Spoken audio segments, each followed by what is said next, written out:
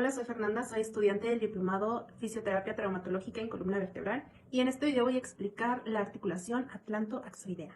Esta articulación está conformada por las dos primeras vértebras de nuestra columna cervical, C1 y C2. C1 es también llamada Atlas. Este nombre hace referencia a la mitología griega, cuando Zeus condenó a un titán llamado Atlas a cargar el mundo sobre su cabeza y sus hombros. Pues C1, o también llamada Atlas, tiene la función de recibir sobre ella el peso del cráneo, que aproximadamente va de 4 a 5 kilogramos. Otra característica muy particular de esta primer vértebra es que no tiene cuerpo y tampoco tiene apófisis espinosa, la cual la diferencia de todas las demás vértebras de nuestra columna. Esta vértebra consiste en masas laterales que van a formar arcos, un arco posterior y un arco anterior. En cada arco va a salir una pequeña saliente ósea llamada tubérculo. A los lados van a salir otras salientes óseas Llamadas apófisis transversas. Estas apófisis transversas van a formar el agujero o foramen transverso por donde van a transcurrir la vena y la arteria vertebral. La membrana atlanto-occipital posterior va a tener un orificio por donde van a transcurrir algunas de las raíces nerviosas provenientes de la médula espinal. En la esquina de cada apófisis transversa del atlas se va a originar el ligamento atlanto-occipital, que va a llegar de la apófisis transversa hacia la parte yugular del hueso occipital. En el arco anterior tiene una membrana atlanto-occipital anterior y en el arco posterior una membrana atlanto-occipital posterior. Al interior del arco anterior vamos a encontrar una fosita que se va a articular con la fosita del diente del axis. Y a los lados encontramos los orígenes del ligamento transverso del atlas y otros ligamentos que voy a mencionar más adelante. Inferior al atlas encontramos otras dos carillas articulares, pero estas son inferiores, que van a articular con las carillas articulares superiores de la siguiente vértebra, que sería C2 o axis. C2 es también llamada axis.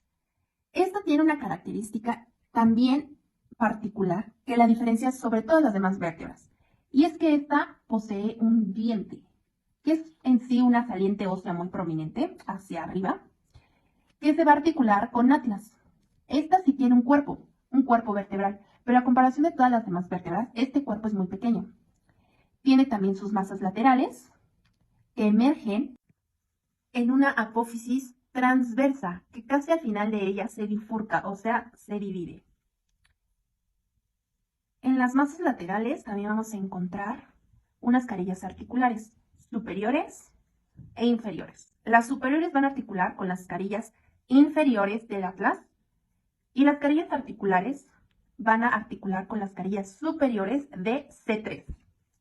También a los lados de las masas laterales vamos a encontrar las apófisis transversas, igualmente con su foramen transverso, donde va a pasar arteria y vena vertebral, y el agujero vertebral, por donde va a seguir bajando la médula espinal.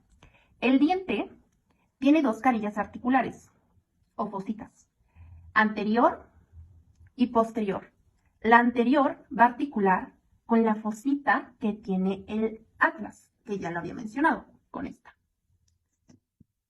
Y esta posterior va a servir para que se articule con un ligamento, que más adelante voy a explicar.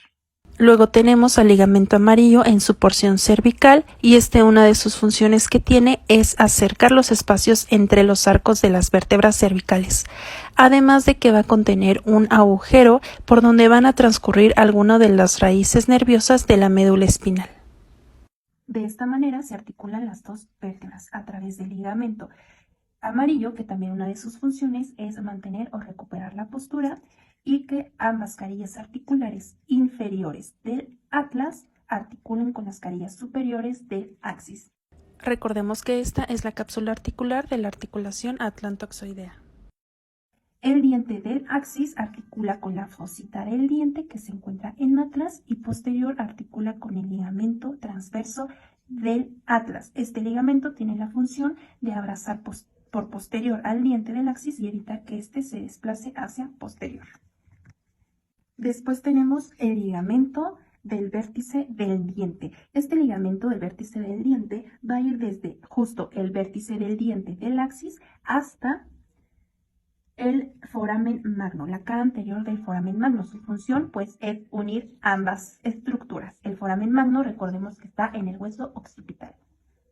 Del ligamento transverso del atlas van a nacer las bandas longitudinales del ligamento cruciforme, superiores e inferiores, y en conjunto van a formar el ligamento cruciforme, que van a ir desde antes del cuerpo del axis hacia el orificio magno o agujero magno. El ligamento cruciforme tiene la función de impedir el movimiento normal de la articulación atlantoaxial. Luego tenemos los ligamentos alares. Los ligamentos alares van a ir desde la cabeza de dientes del axis hasta las masas laterales del atlas. La función de estos ligamentos es limitar la cantidad de rotaciones de la cabeza. Obviamente que si existe una ruptura de estos ligamentos, el límite del movimiento de rotación pues va a ir más allá de lo que se considera normal. Lateral en cada apófisis, entre cada apófisis transversa, encontramos los ligamentos intertransversos cervicales. Y la función de estos es limitar principalmente los movimientos de inclinación y rotación de la columna, además de que sirve también de inserción o guía de la inserción para los músculos intertransversos cervicales. Después tenemos al ligamento longitudinal posterior, que es este que estoy señalando. Este se encuentra debajo del ligamento cruciforme y va del cuerpo de la segunda vértebra cervical, que es axis, hasta toda la columna hasta llegar a sacro. Obviamente esta región es región cervical y la función de este ligamento es ayudar a prevenir la hiperflexión de la columna vertebral y la protrusión posterior de los discos intervertebrales, evitando así también las hernias discales posteriores. Y anteriormente encontramos al ligamento longitudinal anterior, que se extiende desde el hueso occipital hasta el tubérculo anterior del atlas y membrana atlanto-occipital, hasta el sacro. Igualmente se alarga toda la columna vertebral. La función de este ligamento es mantener la estabilidad de las articulaciones intervertebrales y también ayuda a prevenir la hiperextensión de la columna vertebral. Después tenemos al ligamento nucal. Este ligamento nucal va a ir desde la membrana atlanto-occipital posterior hacia todo lo largo de la columna cervical, pasando entre las vértebras y apófisis espinosas de las vértebras cervicales. Este ligamento es continuación del ligamento supraespinoso, que se encuentra también en las vértebras cervicales, pero a partir de C7. Es muy ancho y recorre toda la columna cervical.